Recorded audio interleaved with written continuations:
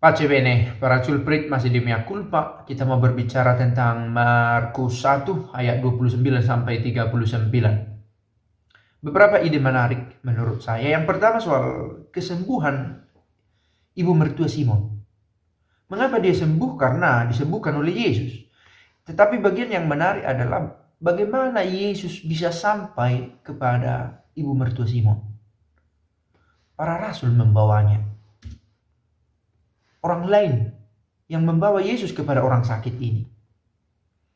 Seorang Kristen diminta untuk juga membawa orang lain, orang yang sakit kepada Yesus, atau in contrario, Yesus diperkenalkan kepada orang yang sakit. Kemarin saya bertemu dengan satu keluarga yang baik. Ada ibu yang menikah dengan seorang laki-laki yang baik, tetapi tidak beragama, dan dengan dua anak laki-laki. Dan saya katakan bahwa ibu ini adalah dia yang membawa Yesus ke tengah keluarga itu. Memperkenalkan Yesus. Melihat bahwa Yesus adalah jalan, kebenaran, dan hidup di tengah keluarga itu. Memperlihatkan juga Yesus itu kepada orang-orang yang belum mengenal, yang tidak tahu tentang dia, tentang Yesus. Nah, kisah kesembuhan dari ibu mertua Simon ini menunjukkan kepada kita bahwa perlu membawa Yesus kepada orang lain yang membutuhkannya. Di ayat lain dikatakan juga, dibawalah kepada Yesus semua orang yang menderita sakit dan yang kerasukan setan. Dibawalah kepada Yesus. Kadang orang yang sakit dan kerasukan setan tidak lagi mempunyai kekuatan yang cukup untuk sampai kepada Yesus. Justru orang-orang sakit, orang-orang yang kerasukan, membutuhkan seseorang yang lain untuk membawa inilah Yesus, inilah keselamatan itu. Bertemulah dengan dia dalam doamu. Dia akan menyembuhkanmu. Saya pikir ini satu pesan menarik dari bacaan hari ini. Membawa Yesus kepada yang membutuhkan. Itu yang pertama. Yang kedua, Yesus meskipun dia adalah Allah, tetap berdoa di tempat yang sunyi, dalam kesatuan dengan Bapa. Dalam kesatuan dengan Bapa. Dan dia menunjukkan kepada kita bagaimana kita tetap satu dengan Bapa juga, yakni dengan berdoa. Kapan Yesus berdoa? Dikatakan pagi-pagi benar waktu hari masih gelap, ia bangun dan pergi keluar. Ia pergi ke tempat yang sunyi dan berdoa di sana. Nah, menyusul lagi ada ide penting untuk saya ini yang menarik juga, bahwa membaca perikop ini orang akan asik pada kesembuhan itu. Tetapi ada satu hal yang menarik. Waktu menemukan dia, para murid mencari-cari Yesus kemana Yesus pergi. Rupanya Yesus sedang berdoa seorang diri. Dan para murid berkata, semua orang mencari engkau. Ternyata ada orang lain lagi yang membutuhkan kehadiran Yesus. Tetapi apa jawab Yesus? Mari kita pergi ke tempat lain. Mari kita pergi ke tempat lain. Ternyata ada juga orang yang tidak sempat pada kesempatan itu, pada waktu itu, bertemu dengan Yesus. Lalu apa mau dikata? Apakah Yesus mengabaikan sebagian orang yang lain yang datang terlambat dan meninggalkannya sebab Yesus pergi ke tempat lain? Saya pribadi berpikir bahwa tidak semua permintaan dan kebutuhan kita itu tercapai pada saat kita sedang ingin. Pada saat kita sedang ingin. Semua orang sedang mencari engkau. Tetapi Yesus malah berkata, mari kita pergi ke tempat lain.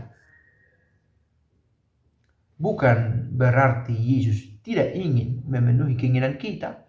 Tetapi di kesempatan lain seperti yang kitab suci katakan, semua indah pada waktunya. Semua indah pada waktunya. Itu berarti bahwa tidak semua keindahan itu ada pada saat ini. Ada waktu lain, dalam pertemuan yang lain, dalam kesempatan lain, kita menemukan keindahan itu. Kita menemukan pencarian kita.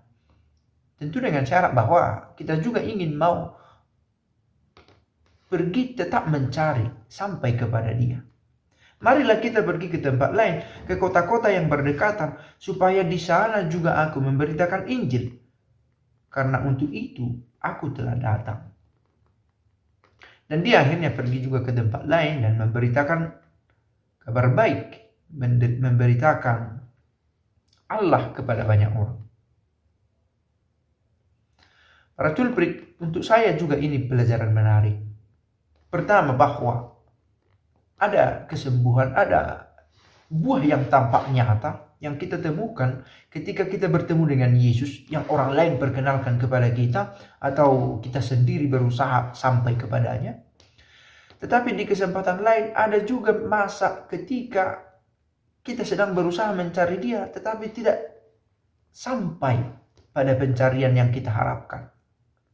Nah, dalam situasi seperti ini kita diharapkan untuk terus berusaha mencari Dia. Dan saya pikir ini bukan sesuatu yang gampang, tanpa bermaksud pesimis. Karena untuk tetap tekun mencari Yesus dibutuhkan iman dan harapan. Untuk tetap mencari Dia ketika kita sedang berusaha dan rasanya ada saja yang menghalangi. Di tempat yang tidak mendukung, di waktu yang tidak mendukung, di situasi yang tidak mendukung, tergantung, ada saja faktor-faktor yang kita tidak selalu bisa pahami, kita tidak selalu bisa kendalikan. Situasinya sedang demikian, kita kesulitan mencari dan menemukan kedamaian, ketenangan, kebersamaan yang intim dengan Yesus. Tetapi selalu ada kesempatan untuk itu. Selalu ada kemungkinan untuk itu. Karena dari pihak Allah juga selalu ada inisiatif untuk mencari kita. Semoga kita tetap memiliki kerinduan mencari Dia dalam segala keterbatasan dan kekurangan kita. Dan kita tahu ada alasan kita untuk terus mencari Dia. Pertama, ada saja sakit yang mungkin kita alami, atau gangguan-gangguan si jahat yang membuat kita menjadi begitu lemah. Yang kedua, kita toh membutuhkan orang lain untuk sampai kepada Yesus. Yang ketiga, kita juga mungkin memiliki kesempatan untuk membawa orang lain kepada Yesus, atau sebaliknya Yesus kita perkenalkan kepada Dia. Meskipun konsepnya tetap sama, orang bertemu dengan Yesus. Dan ada saja pencarian kita yang belum membuahkan pertemuan yang kita inginkan. Tetapi dalam situasi ini, iman kita justru semakin dikuatkan. Karena kita yakin Allah juga dari pihaknya menginginkan kita, mencari kita. Dan Dia tidak ingin agar kita hilang. Pace bene.